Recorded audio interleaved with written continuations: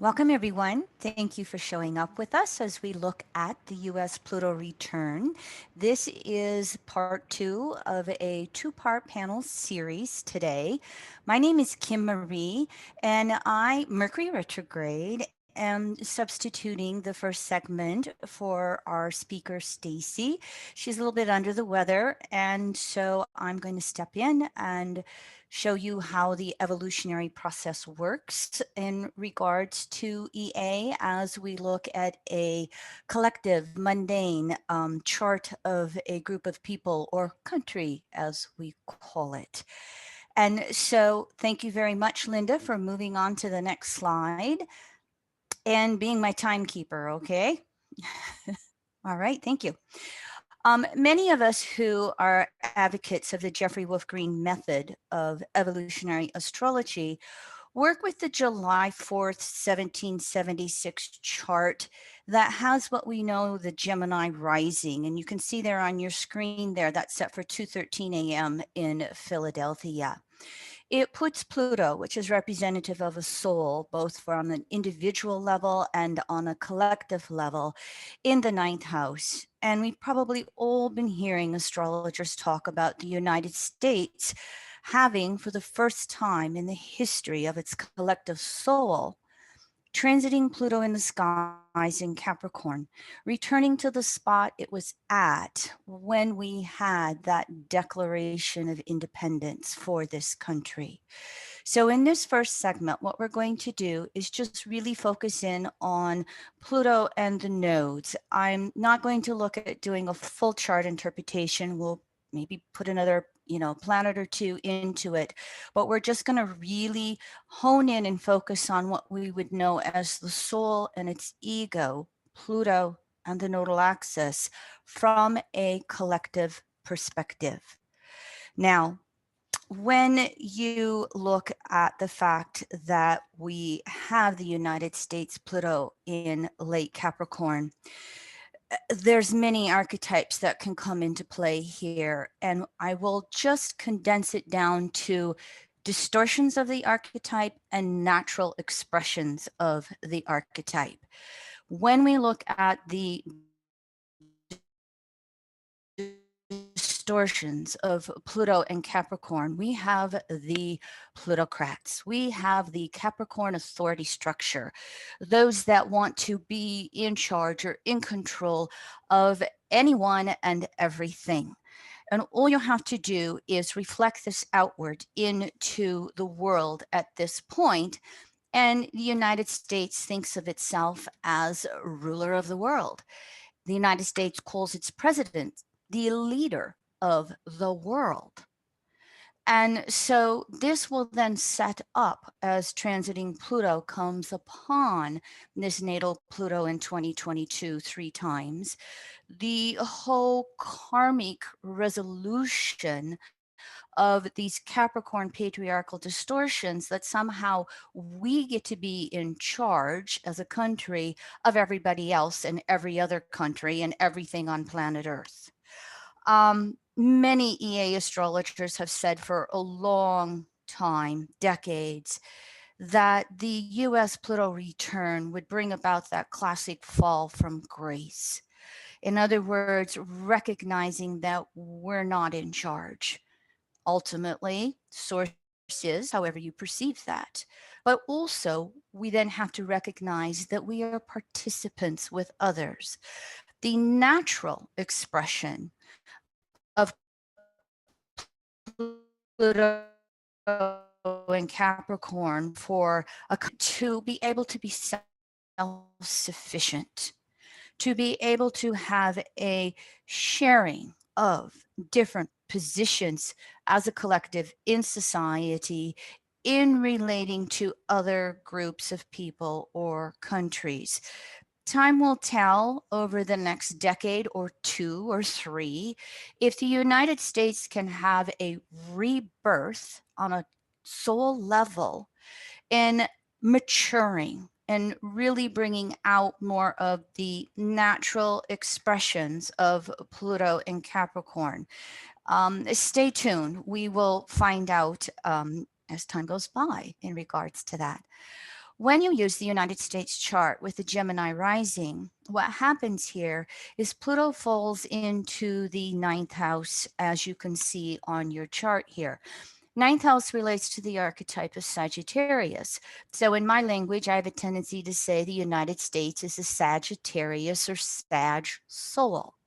This archetype then, um, in its distortions, we have the best belief systems. Our religion is better than yours, so to speak. You only have to extrapolate that outward and look at the history of the United States and see that there's a very dominant faction of citizens who are um, advocating Christianity as the best religion in the world. As a matter of fact, if you want to combine Pluto and Capricorn in the ninth house with those types of belief, this extrapolates beyond religion into a concept that we call American exceptionalism, which means America's the greatest, the best, etc. I won't repeat that anymore. A ninth house Pluto has to do on a collective level with a country searching for what it does believe in. And it will resort back to belief systems that make it feel secure. So if you're Christian in the United States, great, you fit in. If you're another belief system and you want to bring in Judaism or Islam or name one of the 3,500 religions on planet Earth right now, you're not so cool and you're not quite accepted. And many of the United States laws, and especially as we've looked at transiting Pluto and Capricorn, have tried to legislate morality, have tried to legislate via religion. Who can do what with their body? Who can do what in regards to their commitments to another human being. And all of this has been stirred up through Pluto and Capricorn. And it has created these factions that in EA, we basically split into inclusive versus exclusive. And this happens to be the history of the United States. And I just want to point out to you, and I'm not going to take time for a pointer, I will verbally say this. One of the most dynamic things about the US chart, no matter what you use July 4th as a time period, this country has two planets retrograde. One is Pluto itself, the soul, and the other one is natal Mercury, which is opposite Pluto in a gibbous opposition. You see Mercury down there in the third house, retrograde in Cancer. This in and of itself explains all of that diametrically opposed opinions. Are we going to include those who are different than us, or are we going to exclude those who are different than us for all the various beliefs and thoughts and groups, etc.? And all of this is being shook up. And so what I just want to point out here in this first slide is, in addition to transiting Pluto being balsamic, this natal Pluto, and really bringing all of our soul lessons to the surface, we are also looking at 2020 and 2021 as bringing transiting Pluto oppositions to this natal Mercury 5 times. 2 retrograde cycles. We had the third out of the 5th oppositions just last month, January 9th of 2021. Oh, was anything going on in this country in January, early 21? I won't rehash that for you. It is just, again, exposing this core soul issue for this country between who we include and who we exclude, and how is this going to define us as a country. We've had waves of both throughout history. Chances are we'll have the waves going into the future. But as this is the first soul return for the United States, this is an extremely defining moment for us to the depth of our being as a collective group of people. Now, I would also then like to just briefly point out for you that in EA, we will look at the nodal axis as the ego, past and future, that any soul, individually or collectively, will also gravitate to know itself on a more conscious or egoic level. The south node of the moon is that ego from the past, where we are coming from for security reasons. We'll look at the north node at the next slide. So if you will look here in front of you, as you look at the symbol for the south node, it is at 6.5 degrees Aquarius, as you see, in the ninth house as well. Now, because in mundane astrology, the moon is representative of the public or the emotions of the collective as a group, this also gets then further extrapolated out into south node, north node. And so when we look at the collective emotional history of our country, and you see it in Sag and the ninth house, distortions of that, Aquarius, ninth house, talking fast. When you look at the south node in Aquarius, you have an emotional connection or security blanket to all of the issues of elitism or classism, or one group of people is better than another group of people. And that can then distort into Aquarius trauma and all of the ill acts that one group of people will deliberately do to another. And so this gets included in the history of the United States as well. You've heard that phrase for the US of the melting pot, where we are bringing in all of these different people from different parts of the world, and they all come together.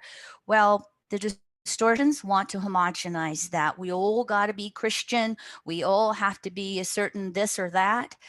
And really, what we're looking at with that south node in Aquarius is, instead of that elitism or classism or exclusionary one group from another, as you will hear, and as you've probably been hearing recently, one of the key phrases of the Aquarian age is unity and diversity. And so what will also come, because after Pluto transits itself, and we have that soul return, transiting Pluto is going to move into Aquarius, and it's going to go over to that south node before the end of this decade. And we're going to be redefining ourselves emotionally and egoically as a group as well. And are we going to resort back into those Capricorn distortions of wanting to have control over another group? Or are we going to go into South Node Aquarius and really be able to embrace all the diversity and authenticity of different groups and enjoy it, support it, help it actually be able to flourish?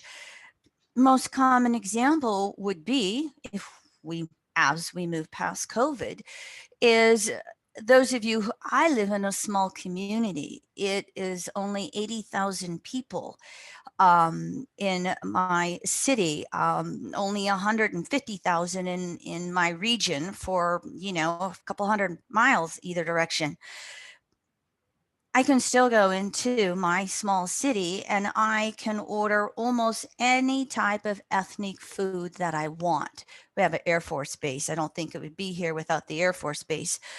But the point is that we have that diversity of food, and who doesn't like a delicious meal from East India? Or my husband's specialty is Cajun cooking, Mardi Gras. And so that is just, from the example of food, representative of what we could be moving towards in more natural expressions as we move forward over this next decade with transiting Pluto over the south node of, or excuse me, over Pluto and the natal south node. Now, with both Pluto and the south node in the ninth house, it is also representative of the diversity of people who are attracted to come here, the diversity of people who love the freedom that the United States espouses to democracy, even if we're not the best at practicing it. And so, whether we're willing to or not, the United States is an example with this Pluto return of literally being able to, the potential to rebirth ourselves into welcoming all of these many different belief systems, all of these many different cultures, all these different ways of living together with our extended families or groups and communities, and potentially showing how we get along together in this small little sandbox, third rock from the sun. Stay tuned. We'll find out. Time will tell. Lots more archetypes. I just wanted to try and do a few bullet points for you. We'll see what else comes up with others. But Linda, let's quickly go over and look at the North Node. Now, you see down on your screen, there's a circle that we call PPP, shortcut, Pluto polarity point. In evolutionary astrology, that opposite point of Pluto, there's exceptions, but that opposite point of Pluto is the evolutionary intent of where the soul is intending to evolve, whether on a personal and or a collective level. In the United States, it's Cancer, and it's in that third house. Ninth house Plutos have to learn that there is a relativity to truth, third house. There are many paths home, and to each his own, and to each his own in regards to sidetracks or whatever variabilities they want to take in getting there.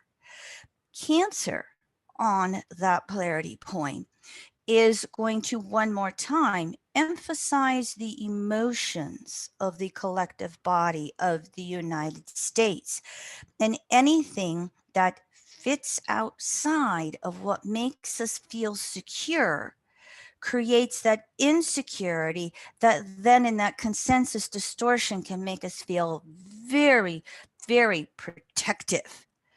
You know, take back this country, as you heard last month in the United States. I'll go to war to get it back to yesterday so I feel more secure again. And what is meant to happen for this country is that Cancer archetype blended with third house Gemini, it is for us to internalize that emotional security so that we are okay in a changing world that's going to change no matter what, no matter where we live. It's evolution. And when we can internalize security within ourselves, individually and collectively, then we can relax into that third house flexibility and variety and curiosity and exploration and all those words that you hear. And people are more free to continue those ninth house explorations of wherever it is they want to go, be it beyond our borders or anywhere within our borders as a country. Now, Mercury, as we had talked just recently, sitting on that Pluto polarity point, really emphasizes this in the perspective of evolutionary astrology. And as I said before, that polarity to that natal Pluto, it's going to emphasize that dichotomy or that opposition in which it is me versus you, us versus them, include versus exclude. You see the examples all the way around you on how good we are at excluding throwing others out for whatever reasons right now, Mercury is approaching to that Pluto polarity point. And it is very activated right now. It's been activated for the second half of the last decade, 2021, really activated. So that energy is popping into our consciousness on a collective level to almost forces the third house confrontations, forces into acknowledging opinions that are different than our own. There is a book, I'm not going to remember the author right now, but it is a recent book. It's called Beyond Contempt. I'm sure you can find it on Amazon. Beyond Contempt, female author. The book is basically an expose on more psychological and therapeutic levels of how these two opposing sides between liberals and conservatives in the US can speak to each other. Very timely book for this Mercury sitting on this evolutionary intent for the soul of this country. We will either make a free choice to be able to understand, doesn't mean we have to agree, but can we understand the fears of where someone is coming from in consensus? How do we find the languaging to actually speak to them? How do we open them up to considering another possibility? Timely book for this. Now, we look at the North Node as the ego that a soul, individually or collectively, is striving towards on an emotional level. South Node, emotional egoic past, represents security. North Node represents insecurity because we have not done it before. It is something that we are learning. As a collective, the North Node, the US has that North Node in Leo in the third house. North Node in Leo distorted. I'm better than you are. Here's that American exceptionalism again. We live in the greatest country on earth. I don't think we should be able to, or we should have to share it with anybody. You have to notice me, every other country on the planet, or I'm not going to play with you in the sandbox. And what we have to strive to do with this North Node as a collective, in some ways, it's going to be similar to that Cancer polarity point. If we can't internalize deep emotional security as citizens in this country, then we're not going to be very open to others. And we're going to have to do all of those distortions of Leo and play the drama games and try to, again, force people to act certain ways in order for us to like them or notice them. When we internalize that emotional security, that North Node into emotional well-being and emotional generosity. We can actually do what the saying is on the Statue of Liberty, give me your downtrodden, you're tired, whatever. We can actually then work to take care of the least of us. We can work to help those who have less, to be creative, to show their spontaneity, third house, in being able to follow the American dream and come up from nothing and create something. We have a history from our more distorted side, our more racist side of saying everybody needs to do it that way. I pulled myself up by the bootstraps, so why can't you? Well, not everybody, not trying to judge anything here. A lot of that comes from that Pluto in Cancer and Pluto in Leo generations that came off of national laws and policies post World War II that did a lot towards creating a level playing ground. Much of that has been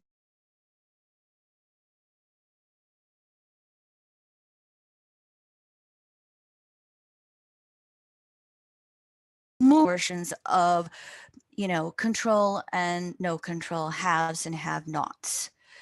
And so time will tell here how well we will be able to rebirth an internalization of security, individual citizens collectively as a group, and then share our generosity with others, espouse and appreciate the creativity of others.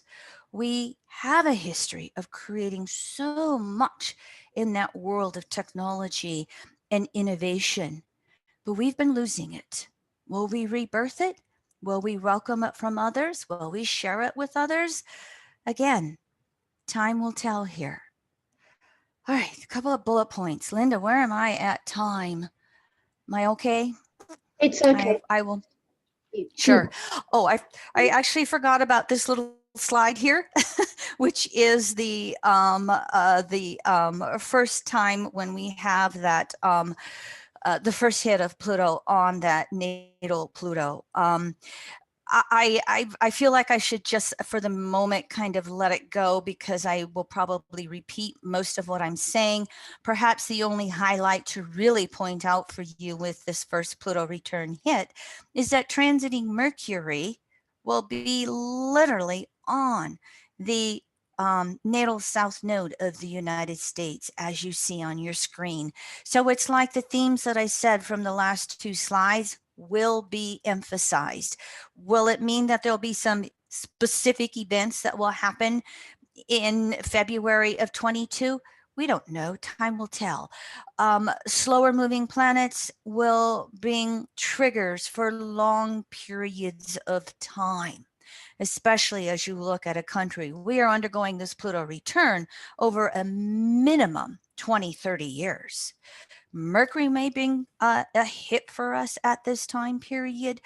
It's possible that it might not. Again, time will tell. We will see where it goes. Thank you.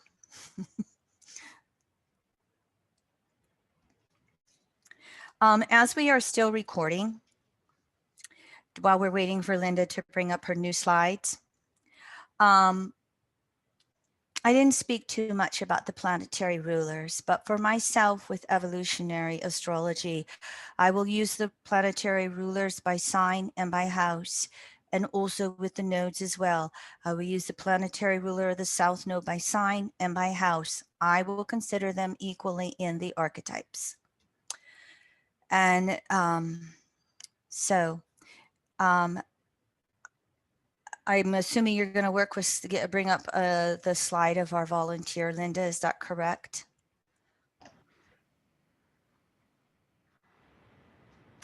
Hello, everyone. Welcome back. And thank you for our Mercury retrograde little variety right here in regards to panel 2 on the US Pluto return. Shaking it up, our next speaker is going to be Steve Wolfson, and Steve was going to talk on some of the psychological and spiritual implications to this US Pluto return. And so, Steve, I just want to welcome you, and I send you big, big hugs through cyberspace. Thank you. I return them to you. Yeah, so my focus and interest these days is on the emotional processes that occur out of all the growth that is at hand. And clearly from what we've been seeing in the external, we have two currents, I mean, it's probably more, but two basic currents going on in the country, and as far as I'm concerned, in the whole world. I think one thing I haven't heard too many people talk about, which is the thought that I've had, that because of the position that at this point in time the United States holds in the world, power-wise, that this Pluto return is actually affecting the entire world, because of the changes in structure that are occurring in this planet. I mean, in this country, sorry. Now, to me, what's going on the planet is we are having a massive spiritual awakening time where the evolutionary impulse to go deeper is really accelerating, and it is affecting everything and everyone. Now, there are many people on the planet who are consciously seeking, desiring to grow, to understand more, to become more giving, loving people, and so forth. And there are many people on the planet that don't really have a whole lot of interest in that and see that as, a bunch of nonsense, and let's get back to where we were and so forth, as Kim Marie was talking about. And I wanted to give a couple of immediate examples that came to me from what Kim was talking about. For example, I read this morning that I don't even want to mention the name, but a certain well-known, what I would call hate mongerer, died a couple of days ago. And I read an article about it, and there had been a story a few years ago about a woman of India descent who headed an organization that was feeding many people, especially people that had come here from other countries and were having a bit of a difficult time financially. And this person was criticizing them because they were serving them food that was from India instead of good old American food to people who were not from America, so that just really struck me as a very good, perfect example of what Kim's talking about.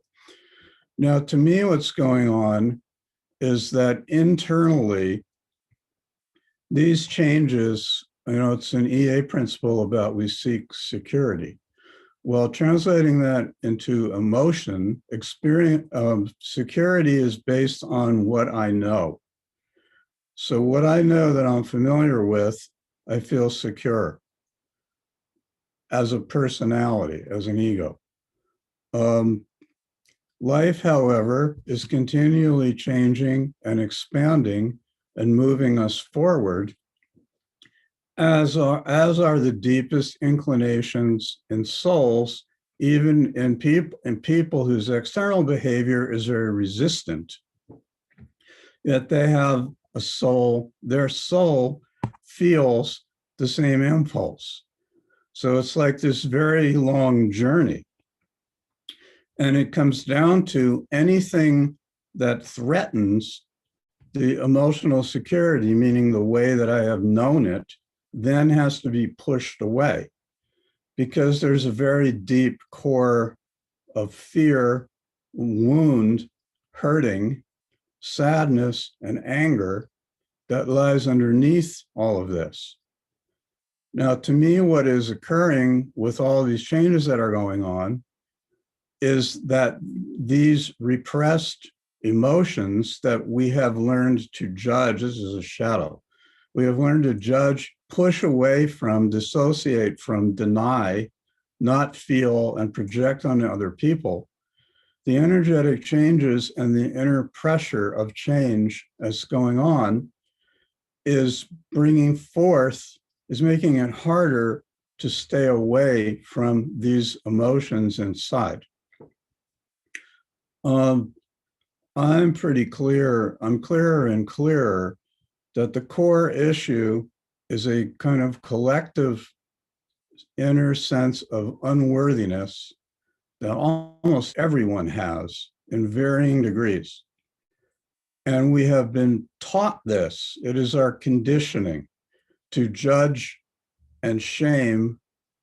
We have been judged and shamed And then because we have learned that, we turn around and give that gift to others. And this waking up process involves learning how to be okay with the emotions and the parts of us that I have not felt okay with, that have been terrible, that I don't want to go anywhere near. In my case, for example, without going into specifics right now, but certain things that I have been labeled with throughout my life from as a child, well, I discover, oh, I don't like those parts of myself and I don't want to go anywhere near them. And therefore, I am repressing and I am judging myself and holding myself down. Because in that case, anything that comes into my space that is going to stir up any of those parts of me, I'm going to push as far away from as I can, because I do not want to feel that stuff. This, in a nutshell, in 10 words or less, describes to me the inner psychology of a recent former president of ours. Where, I'm not going to feel that. I will do anything not to feel that. So the gist of this is, as we are waking up, as this stuff is cracking forward, more and more people are getting tuned into what I'm talking about, but I still don't see it really as a majority at this point. But this is the awakening process, and that to me is what is really speeding up. And it's what we're going to be seeing over the next number of decades, and is really the point behind all of the changes that are going on in the world. Another piece I want to bring in that I feel is very important, the EA, Ken was talking about, EA talks about internalizing emotional security. Well, what is that? How does one do that? It's a lovely concept. So, what I have been coming to is, it really is about learning to accept and love myself, all of myself, even the parts that I am embarrassed and ashamed of, I don't even admit to myself. That all of these parts, all of these places have their role in our unfolding evolution and waking up. This shaming, this judging that has been done to each of us and that we have internalized, that is, to me, is the root issue. It's what leads to the sense of unworthiness that is inside. And to get out, until catching on to this, to get away from the unworthiness, all kinds of compensatory behaviors occur. That's why I need to feel better and superior. My country is better than your country.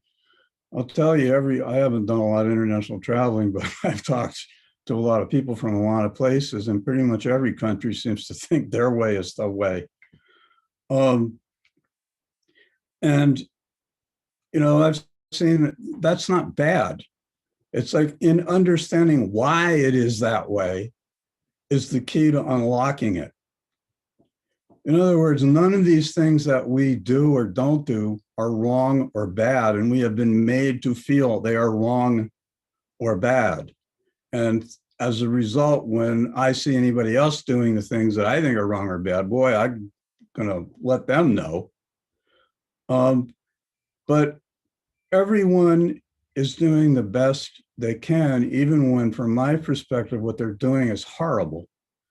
But it's like that is on their evolutionary path and unfolding. I don't have to love what they're doing. The love that we talk about, I can see the essence of who they are and how far away from that they may be. And I can hold space for that. because nobody's acting out and doing all this crazy stuff and rejecting people and, keeping women down and trying to take away the vote of people who don't vote the way they want to vote, unless they're feeling very messed up inside. I am not expecting overnight cures of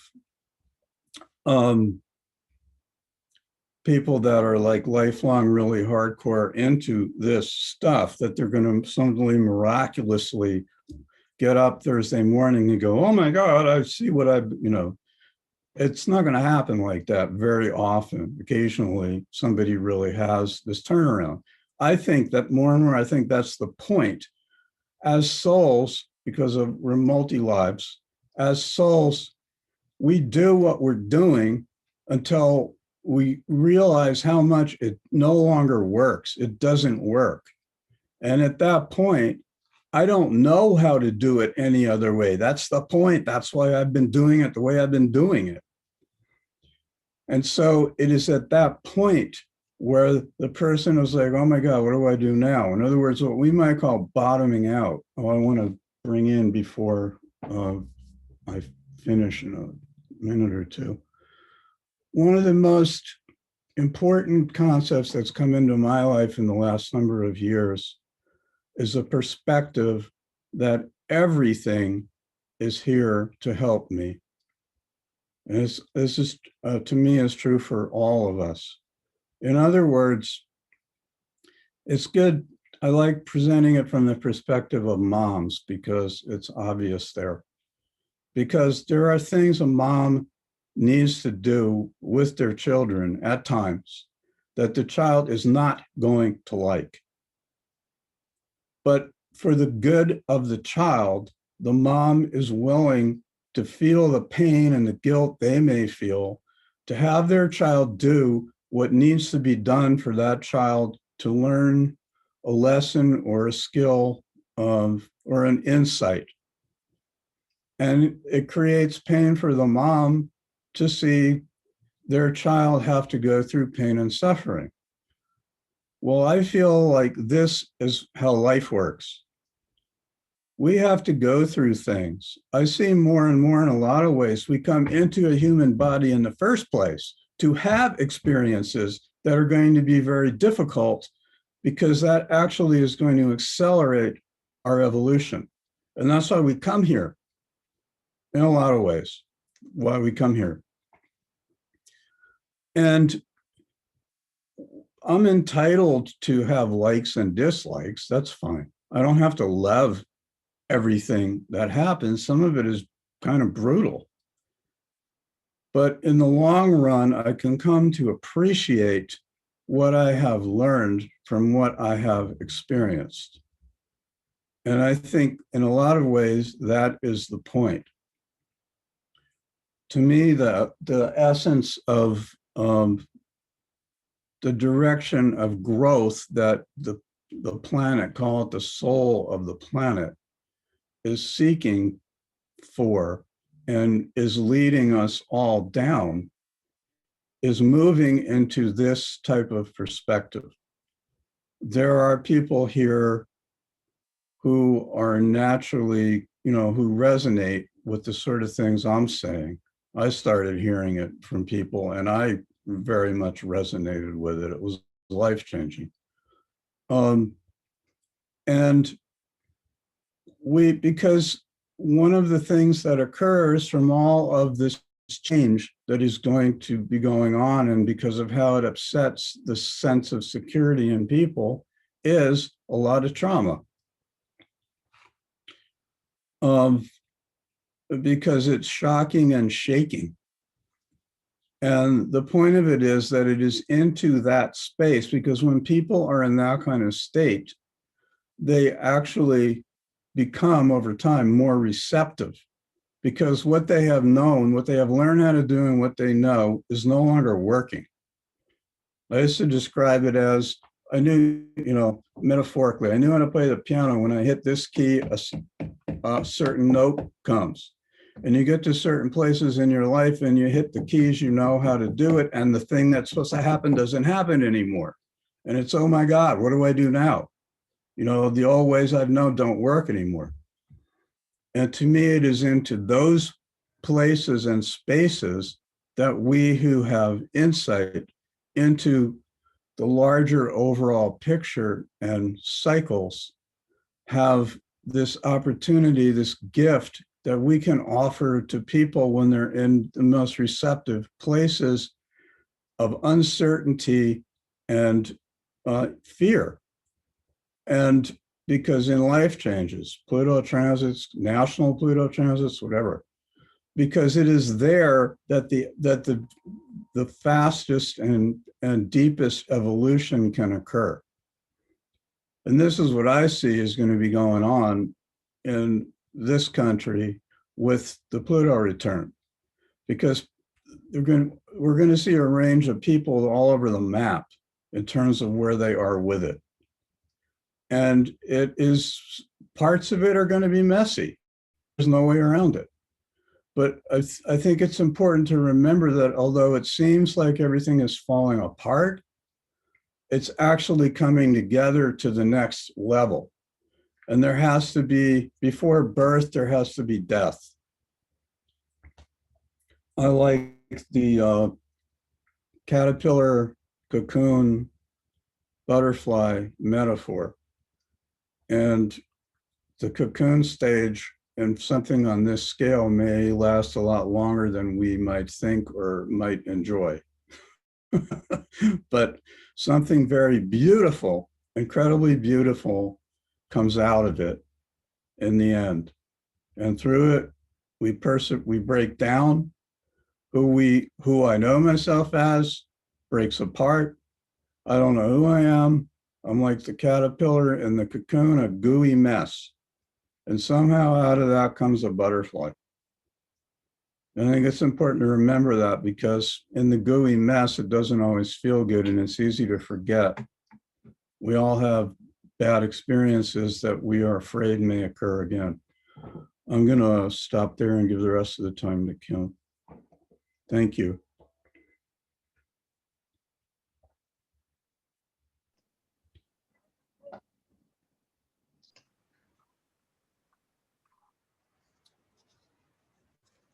Hello, everyone. Welcome back. My name is Kim Marie again. And what we are going to do on this next segment is look at a volunteer chart. While we are gathering this panel to look at things from a very collective perspective, for all of us, we will bring it back to ourself as an individual and how we are participating on planet Earth, how we are participating in this country, the United States, as it goes through all of its changes. You can see the chart of a volunteer here on your screen, Rachel. Rachel was kind enough to share with me some of her environmental conditionings, as we call them in EA. And so I just want to share with you briefly that Rachel has come from a background of religious imprinting. It has caused, and I think still continues to create, some friction with both sides of her family. Rachel has had positive and negative in regards to intimate relationships. She works in the therapeutic world in a more traditional setting, although she does practice some hypnotherapy and various past life regression work on the side. And so, first of all, I want to thank you, Rachel, for volunteering your chart for us to look at. I'm going to just say just a couple of comments from a more of a collective perspective, and this is feeding off of some of what we spoke about earlier. The history of the United States is that it was founded on religious freedom. And that is why in our Constitution as a country, we have separation of church and state.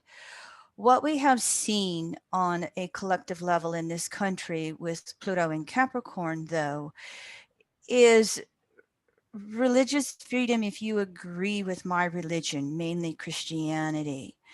And if you do not, then you have the persecutions and judgments to various extremes in our history. So, on a collective level, I think many of us who live in this country, consciously, unconsciously, have this collective imprinting in the name of patriarchal religion. You must agree and conform, or you are made to feel shamed, or you are made to feel judged. And I think that with our volunteer having, I don't know if I haven't taken time with the highlighters or anything, but if you will look on your screen and see that the south node of the chart for this soul is at about 26 degrees Capricorn. As I was looking at her chart, it just kind of came through on an intuitive level. Not only does she have it in this life, it is quite possible that she has had previous lives in this country having this quote unquote Puritan religious conditioning. And it could easily be part of her soul's story. Now, as we said before, in evolutionary astrology, we look at the soul as Pluto. Pluto by sign will represent the generation someone is born into. Pluto by individual house will be their individual soul. Here we have someone who is part of the Pluto in Libra generation, and Pluto is in the 11th house. So we have an Aquarius, 11th house, soul, Pluto. So this is going to be part of our mixture. Your first glance at this chart, you see all the planets in Libra and Scorpio. You see a very, very tight Jupiter balsamic conjunction to Pluto, meaning that this soul is bringing to culmination lifetimes of searching what to believe on her soul level, um, lifetimes of an ability to be able to integrate. Jupiter's integration, whatever her soul is learning. For sake of time, what I'm going to do here is jump forward to some blending of these archetypes as we then go into forecasting. I think what we are looking at with this chart is a soul who has experienced trauma to the point that she does not know herself emotionally. It is hard to touch into her own emotional energy, her own emotional self reliance or internalization of security. When you see Libra and 11th house blended together, these are the air archetypes.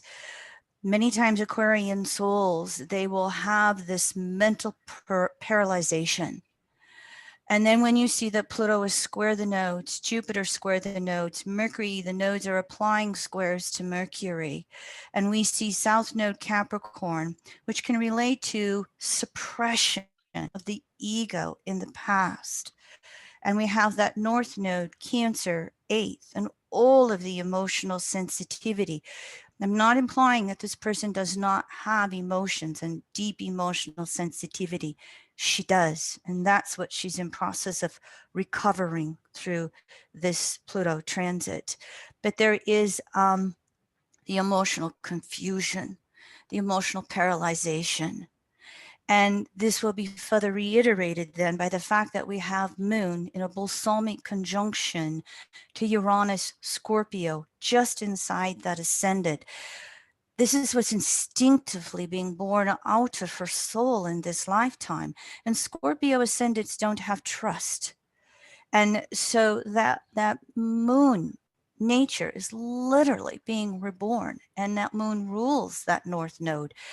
Now, when we in EA have planets square the nodes, we start with the planet. Mean motion of the nodes is retrograde. So we start with the planet and we reverse through signs and houses till we get to the first node. In this chart example, it's the north node. The resolution of the skip steps, planets square the nodes, to the depth of her soul, Pluto, towards how she integrates anything and everything in her life with that tight Jupiter balsamic conjunction to Pluto, the resolution is the North Node.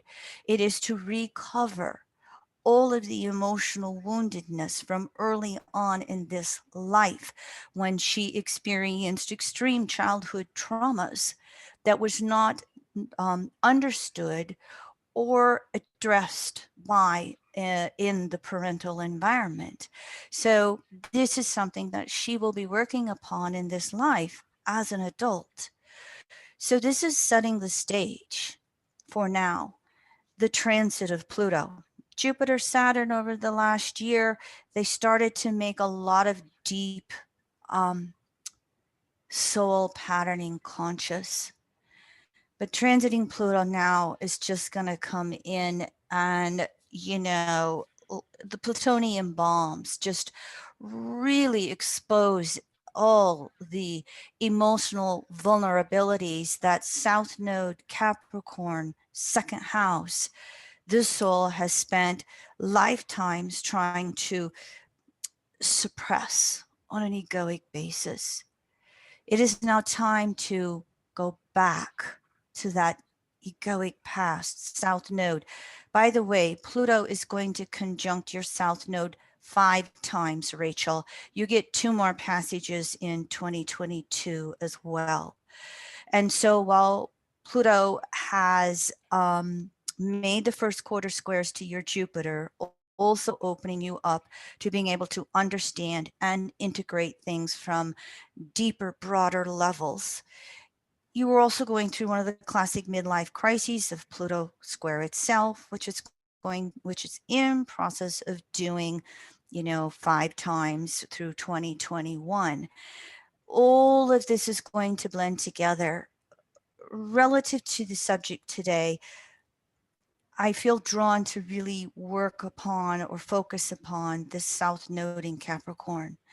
And it's kind of like what Steve had said earlier, all the discomfort of what you've done up to this point that doesn't work anymore, and the vulnerability that can come from that with Jupiter, Pluto square the nodes, and how very important it is for you to not run away from the vulnerabilities, to not run away and Capricorn attempt to suppress or ignore, to the degree that you want to not look deep at the past.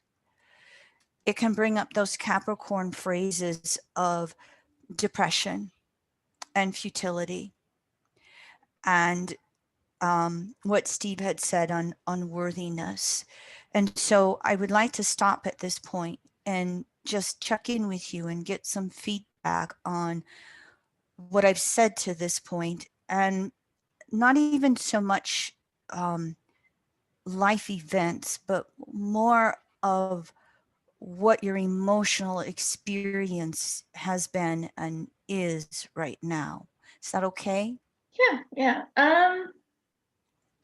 I feel like with my chart, it's kind of hard to not feel. And I mean, I know you said that I do, but I do have that Uranus tendency to, like, I'll feel something and then I'll observe it and then I'll come up with a reason as to why, and then, and I process my emotions that way, and then, so it's like I think I'm feeling my emotions fully, but it's just yeah, I don't know. I mean, I've purposely put myself through some work and experiences and shamanic experiences to face some things, and and I'm always questioning why things are happening, and I'll focus on my dreams and see what those are revealing. So it's like I I I try to focus on being able to work through whatever comes up and whatever emotions, and be okay with whatever comes up and find some sort of meaning or purpose as to why it's Sure. occurring, instead of hoping for life to be different than what it is.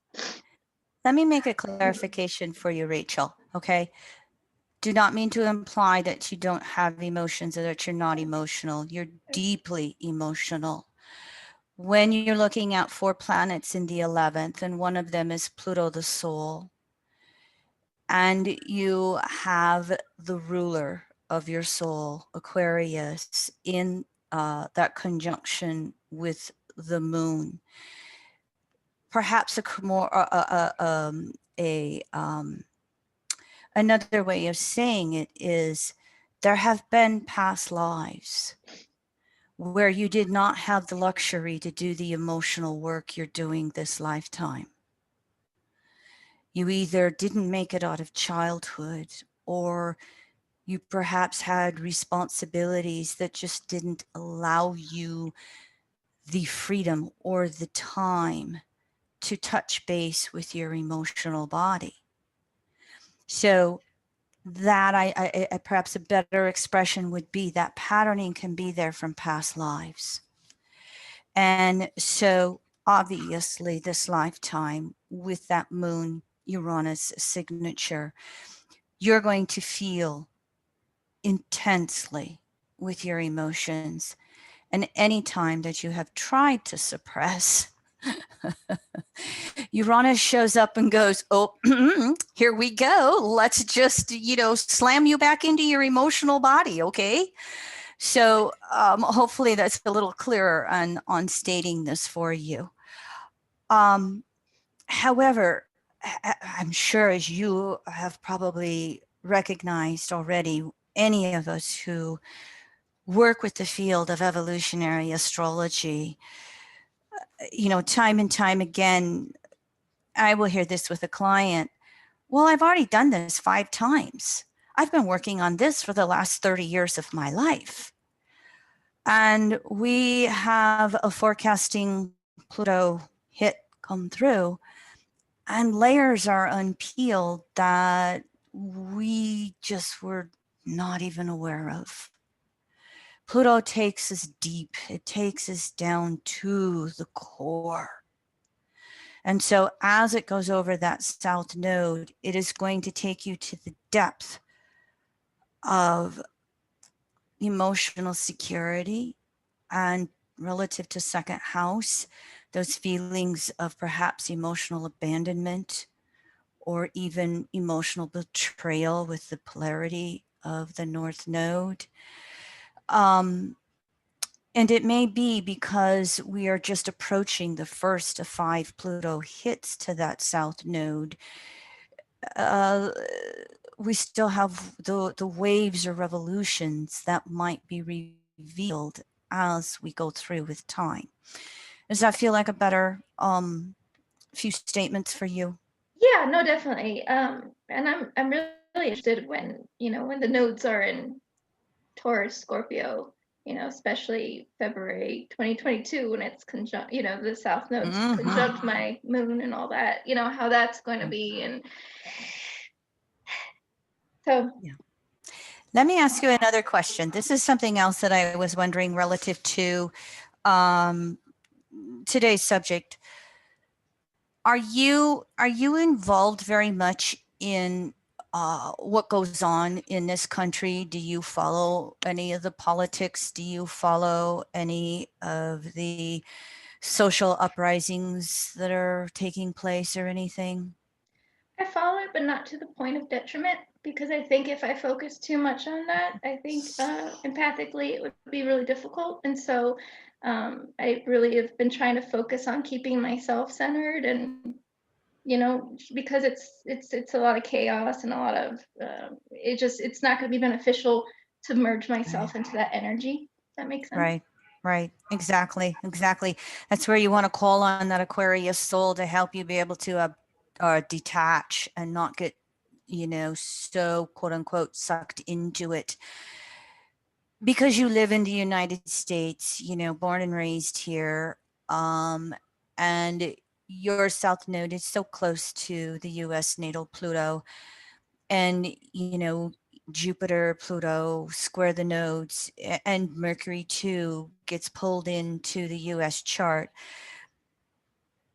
It is quite possible that as you go through the next year or two, that there may be some public events that are out there that may be something that happens to a public figure,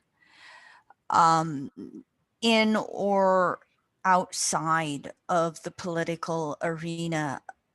Point is, it's possible that there may be something that will happen out there on that public arena or stage that in some ways will have a very direct and personal impact on you in regards to recognizing an old soul patterning or experience or trauma that gives you an opportunity for another level of healing personally. Um, the broad example is actors and actresses that we either like or dislike, and something happens to them. And why does one actress, we want to read about it, and the other one we could care less? Because it might trigger something within us on a very personal level. So I agree with you, that ability to be able to detach from the immediacy of what's happening collectively, yet still be open and aware of what's happening for whatever it might trigger within you, and be able to allow you to evolve and grow with. Make sense? Yeah. Mm-hmm. Let me check in and say, did you come with any questions? No, I mean, I figured you would cover whatever, and and if anything arose, but a lot of it's been covered in what you said, and even with what Steve said. So it's been really helpful, and I'm glad I have Erin's midlife book to guide me through this next few years. Oh, definitely, definitely. Um, a couple of more comments then, before we wind down. Uh, because of your natal signature there with that Jupiter balsamic Pluto,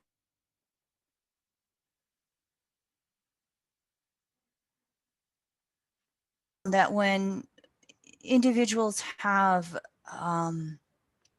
Pluto aspects with Jupiter, there can sometimes be that tendency for everything to go overboard, because Jupiter expands anything it touches, both positive and negative. And relative to that balsamic conjunction then being in Libra and in the 11th house, it is there for you to really recover the intuition of being able to trust yourself. And it's possible that you've come through past life patterning where the other knew more, the other was right, and you were made to believe you were wrong. And I think that soul patterning that's really coming to a resolution with itself this lifetime, because the rebirth, Jupiter moving new phase Pluto by progression, by solar arc, by transit, etc., it is there for you to really recover and rebirth a trust in yourself and a trust in your own intuition. And we're so conditioned to see it outside of ourselves rather than inside. I think that's going to be one of the gifts that the transiting Pluto squares to Jupiter and itself are going to bring you. Really ground them in yourself. And as you do, I will just share generally one of your environmental conditionings that you shared was, these periods of time where you have, deep alienation. And this can come from the 11th house, needing to detach and individualize to become who you uniquely are. It can also come from Jupiter, alienation to um, break us up from false beliefs that don't work for our soul. And so the gift, again, with this Pluto transit, as you are able to trust yourself, trust intuition, to really deepen that belief in yourself, I think that it brings that potential to love yourself so much that you don't feel alone anymore. You don't feel the alienation anymore. It can come to that celebration of your individualization process, 11th house. You can celebrate being you and being different. And Jupiter, our conscious beliefs, it can reawaken that deep internal connection to source that, again, when we really have that, we're not alone anymore. We never are. We just think we are. But I think you're going to really get that on a deep intuitive level. And then relative to that south node of the moon, on an emotional level as well. And one of my most favorite quotes of Jeffrey Green is evolution takes place through the emotional body. So if you have not run across that yet, refer back to that quote as transiting Pluto goes over that south node. And then finally, the last thing that I want to say, and I'm going to just broaden this out a little bit. When I work with forecasting, I don't just use transits, I use solar arcs and progressions as well. Solar arcs, a degree for a day. Progressions, a degree for a year, excuse me. Solar arcs, a degree for a year. Progressions, a day for a year. Solar arcs have a tendency to bring a few more aspects. If you're not aware of this, last December, I think it was December 11th of 2020, solar arc Saturn went over your ascendant. You are going to have solar arc Saturn go over your moon late June of 21. I invite you to really ponder those aspects in addition to transiting Pluto, because Pluto transiting Capricorn, the ruler is Saturn. And so Saturn, solar arc Saturn is on that Scorpio ascendant is bringing a major rebirthing of your emotional self-empowering Scorpio. And that's also going to be part of that emotional maturation process that solar arc Saturn over the ascendant will be a part of, along with Pluto's conjunctions to the south node. Does that make sense? Yes. Familiar with solar arcs? Yes. Okay, good. Did you know that Saturn was doing that? No, but makes sense. Hey, one more powerhouse aspect for you, sweetie. Further questions? I'm not paying attention to time. Thank you for letting us go over. Any further questions, honey? I just appreciate your insight and the advice, and really want to be integrating that and looking at that. So I'm just grateful for the experience and to share this. Sure. Hey, evolution takes place through the emotional body. Go for it, girl. Thank you.